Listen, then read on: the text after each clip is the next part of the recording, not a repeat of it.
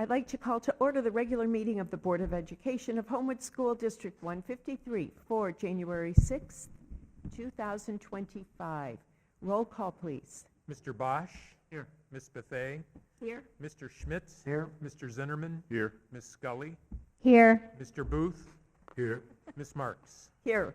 7 present. Thank you. We have approval of minutes from the regular meeting of December 16th, 2024. Are there any additions or corrections to that set of minutes? Is there a motion to approve? So moved. Second. All those in favor? Aye. Opposed? Motion carries. We have future dates. Yes, future dates. So we have on January 7th, tomorrow, our students are returning, so that's exciting after having a couple of weeks off. And then on January 20th, we will be closed to recognize Dr. Martin Luther King Day. And then we do have an Institute Day, early release day, at the end of the month on January 29th. Great, thank you. And I know there's one more set of dates that everyone got an email about from Michael Klein, that he needs judges for the Constitutional Convention project. If you can come at all, it's very, very helpful to them. And it's really fun to see the kids and the preparation that they've made and how well they understand the topics that they are researching. So if you can come, let him know, please. Any presentations? There are none. All righty. Audience participation. If there's anyone in the audience who has any items that they would like to discuss that are not on tonight's agenda, we would like to give you like 3 or 4 minutes to talk to us, and please tell us your name and speak into the microphone because we record these meetings now. Isn't that fun? Yeah, you do. I'm sorry, Kim. Okay, is this the correct way? I'll turn to Yes, Cheryl. that Okay. works. That works. And my name is Kimberly Olone, and I'm a resident of the district. I wanted to talk today, I've corresponded so much with Dr. McAllister, who has been just so good, and to Jim Schmidt, who just saw me in Aurelio's one day. A good conversation, that's right. Just to say both how I've always been such a supporter of the district and worked so hard on so many of the referendums, from our first really big one when I remember asking Mr. Bosch to go into some outfit. Do you remember that? I have a picture of course. Yeah. At school drop-off, we had him in an outfit that was so long ago that was when the Magic Shop was in Homewood, and I talked him into giving us outfits. And you were at my house for a referendum coffee that only one person came to, but we were there. And Ashanti, I can't say how many things we've done together, how instrumental Jim has been for my girls. You recommended University of Minnesota for my daughter Rosie, and she went to there. She went on to LSU, and now she's with Opera Omaha. So, but this year I got my tax bill, and it went up $8,000. So I know I have a big house. I know I should get rid of the big house. It helps when the kids come home. But before exemptions, our tax bill is now $20,000. So it was a big shock. And to be fair, I'm going to the big 3 of the taxing bodies just to talk and figure out what happened and what we can do. I'm learning what happened. Property taxes are so complicated. But I talked to Mayor Hopefeld for a long time right before Christmas. Dr. McAllister and I have corresponded through email. And later in the month, you'll see me at the board meeting for HF. But one of the points that I wanted just to make is, now that I'm in the senior citizen and gray hair category, my friends are leaving. You know, this tax increase, which I understand how the Cook County Board, all that they've done, but it was such a big increase that it's just an increase that I just never expected, and that's kind of the way I've had some people. So I talked to one of my friends, and she said she lives alone here in Homewood, And she said she's trying to eke out 3 more years. She's 62 until she's 65. And she is going into arrears on her property taxes, but she's hoping that her house won't get sold for taxes before she can retire at 65. I was like, really? That's what you're doing? And another friend of mine is building a new home in Indiana. And so I contacted her today and said, was it the taxes? And she said, well, in part it was our neighbors that were the neighbors are too loud. But when we got the tax bill, we said, okay, this is it. So I just wanted to let you know, and you know, when I talked to Mayor Hofeld, they're increasing their taxes a little bit. I know Dr. McAllister has explained you're capped at 5%, going to be at 3.8. 3.4 for this coming year. But just in general, when, you know, there's a whole lot of different districts when I look on the tax bill. And as everyone goes up, just remember. And I did have one clarifying question for you. So when I heard how much it was going to be, I was unable to figure out how much that is for me because I know that residents pay more than businesses now, right? I mean, I can't even figure out the math. The shift. So basically what used to be a 60-40 shift is now more of a 70-30 with the residents picking up the 70, the extra 10%. So I got to figure out with how much that would, I don't even know what to multiply it on. I pay just under $7,000 a year to the district here. I feel like I should have one kid here and support them, so I don't know. Shelley, You have 1 minute. I'm Okay. sorry. That's it. I'm sorry. I'll just hear the responses. Okay, great. Yeah, I mean, you and I have communicated via email, but I think it's an important message for all of our community, and that is that, yes, the referendum was partially responsible for people's taxes going up, as we advertised, right? That was not an easy decision that the board made to ask for that referendum increase, but it was necessary for us to continue to be able to do what we do. The unfortunate set of timing, I guess, for lack of a better term, is that at the same time we had a South Cook reassessment, which happens every 3 years. In 2023 was when that happened. And so what ended up happening, as you saw with your reassessment and all of the board who lives in Homewood, and I live in Flossmoor, everyone in South Cook got hit by this massive reassessment number. And so as an example, I've shared this with others, you know, I'm not even part of the referendum and my taxes went up 42%, right? And that's just from one year to the next, no referendum included. That said, it doesn't make it any less, I guess, intrusive, difficult for you and for everyone who lives in our community. And it's, again, we're incredibly happy and appreciative of what our community has done to support the schools. As for your question that you had posed about what's the long-term solution, and I don't have an answer unless the state completely reallocates how it collects and funds schools. Because right now, local property taxes support 70% of the schools. That's just statewide, that's what it is. And in our area where the corporations have a smaller share than in some other communities, the burden falls more on residential. And then with the reassessment, that burden got shifted even further. So, you know, the two things that Fritz Kagi, and he advertised this, right? If you followed him since this story became public several months ago, make sure you have exemptions. You know, there's a lot of people who have taxes that haven't filed for the exemptions to which they're entitled.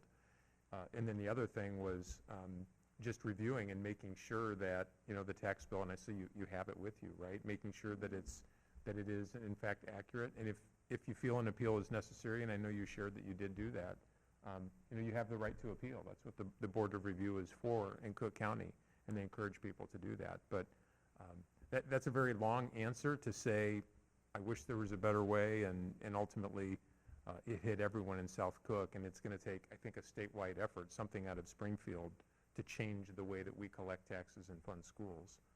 Because I don't think, to your point, I don't think this is sustainable over decades, right? It's just, it's a problem. It really is.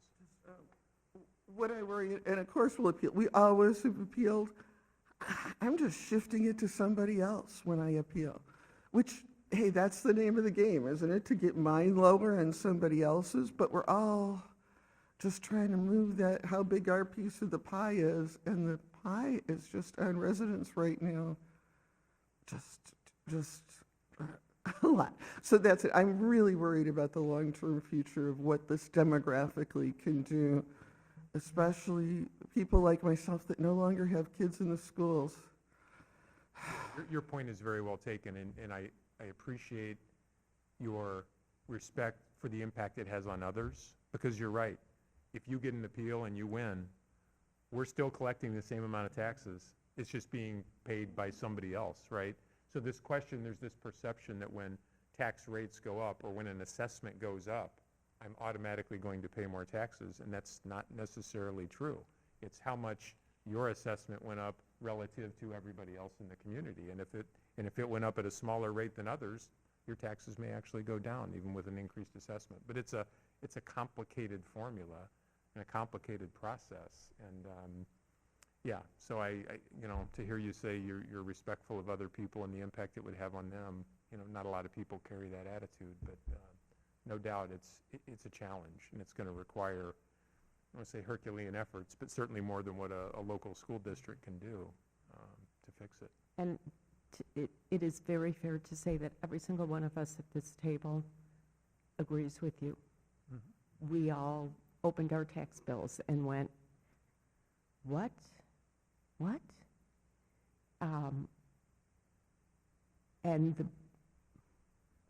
I honestly don't know what the solution is, because each of the taxing bodies, nobody is living a lavish lifestyle. No taxing body is being irresponsible in their spending or living a lavish, for a better word, lifestyle within their taxing body. Everybody's just doing what they can to provide the best affordable services for whatever they're responsible for. I think that the Cook County Tax Board needs to hear from people over and over, loudly and emphatically, and also needs to hear stories, what this means for my family, what this did to me, what this did to my neighbor. It isn't just a number, it has a consequence. So I think if someone with passion and talent were to organize an effort, there would be many people willing to get on board with that effort. Will it do anything? I don't know, but not doing anything for sure won't do anything, right? But believe me, we hear you. We all, like I said, opened our tax bills and went, what? So, and we appreciate you discussing it with us. I know I'm over, just one last thing. Go ahead.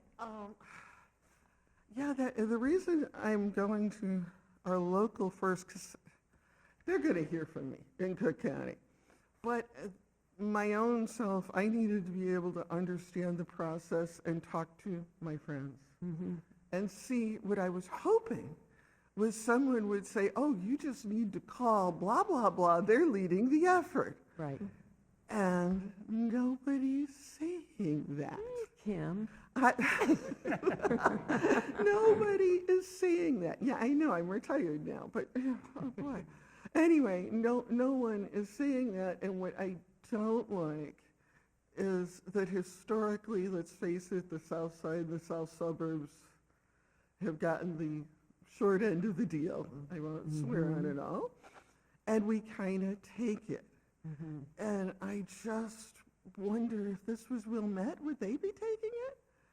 Is there a reason why it came to us first? I don't know.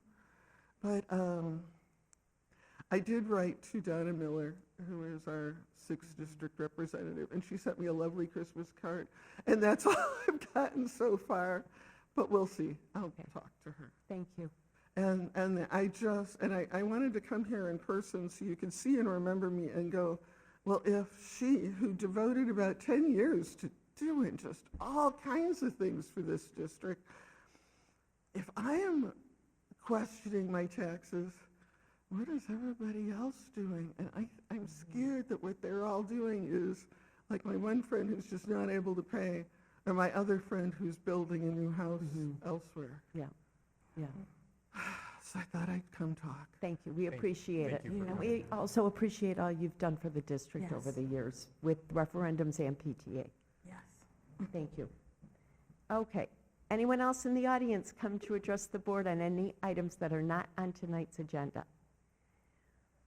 Do we have any responses to items raised at previous meetings? We do not. Okay. Superintendent's report. Any committee meetings? I don't think there were, but. Oh, report of, sorry, board, committee meetings or other meetings you've attended. Anyone have anything to report on? All right.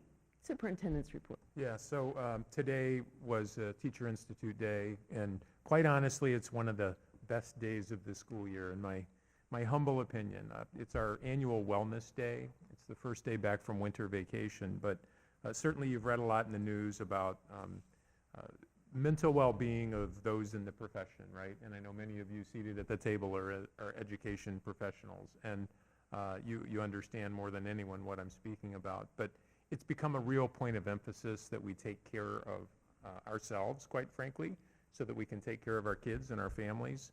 And so to have a day dedicated exclusively to educator well-being, and that's mental well-being, that's physical well-being, and that's, an appreciation of the arts. So I know Shelley, our board president, led 3 sessions today, and they always are, but they were, again, very, very popular, leading people through a boot camp. Shelley Peck, you can attest to that, right? You were a participant. So thank you for that. And then Christine Scully, our newest board member, also led a session on Let's show my swag. Show Your Swag. Explain the session you led. We made lanyards for people's IDs. Yeah. So this is just my first year, guys. And again, it was a first very, very popular, very well-attended session. So thank you for doing that. was Thank you fun. for stepping up. I attended 2 sessions myself, both of which were, just about emotional well-being and supporting educators and supporting ourselves in that process. So I can't speak highly enough about it. Kathy Schaeflan, our director of curriculum, kind of led that effort in organizing it. But it takes a lot of people, Shelley and Christine just being 2 of them, a lot of people to come in and present and lead these sessions. So it was a fantastic day for our staff, and we're ready to bring back our kiddos tomorrow. That's the highlight. That's what I great. wanted to share. Good deal. Absolutely. Thank you. We have several consent agenda items. The first is to authorize the chief school business official to pay the usual and customary bills for February 2025. The second is a personnel report. Yeah, personnel report, you can see, one thing I want to point out, Nakia Norman, our Dean of Students at Churchill, is expecting baby number 2, so congratulations to her. She'll be going on leave. And we do have Sue Fordyce, who Sue has done several maternity leaves. She's a retired teacher, but she's done several maternity leaves for us. So she's going to go into the classroom, and then Ashley Evans, whose name you see at the bottom of the report, Ashley will be moving into the dean's role while Nakia is out, because Ashley is currently pursuing her administrative endorsement. And so we're getting her some hands-on experience in that role. Great. Any questions on the personnel report? Okay. Are there any questions on any consent agenda item? Is there a motion to approve? Motion to approve the consent agenda items as presented in items 7A and 7B. Roll call, please. No, you got, thanks. Okay, roll call. Ms. Buffet? Yes. Mr. Schmidt? Yes. Mr. Zinnerman? Yes. Ms. Scully? Yes. Mr. Booth, Yes. Mr. Bosch, Yes. Ms. Marks. Yes. 7 ayes. Motion carries. And we have 2 action agenda items. The first is the second payment of December 2024 bills and the first payment of January 2025 bills. Are there any questions on the bills? Is there a motion to approve? Moved upon the recommendation of the chief school business official that the Board of Education authorize the second payment of December 2024 bills and the first payment of January 2025 bills, the amount not to exceed $2,314,342.77. Second. Roll call, please. Mr. Schmidt, Yes.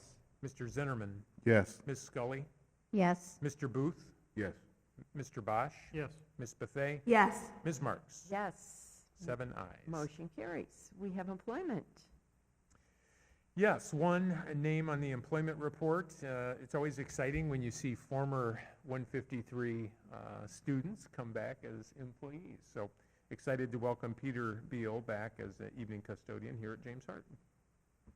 Any questions on the employment report? Is there a motion to approve? Moved upon the recommendation of the administration that the Board of Education approve the employment of Peter Beal effective January 7, 2025, upon the terms recommended by the superintendent, conditioned only upon receipt of a satisfactory criminal background report and upon receipt no later than February 1st, 2025, of evidence of proper legal qualifications for the position to be filled. Second. Roll call, please.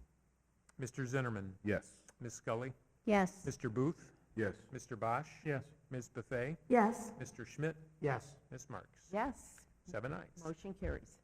Any discussion items tonight? Any written communication to the board? No. Is there a motion to adjourn? So moved. Second. All those in favor? Aye. Aye. Opposed? Abstain. Motion carries.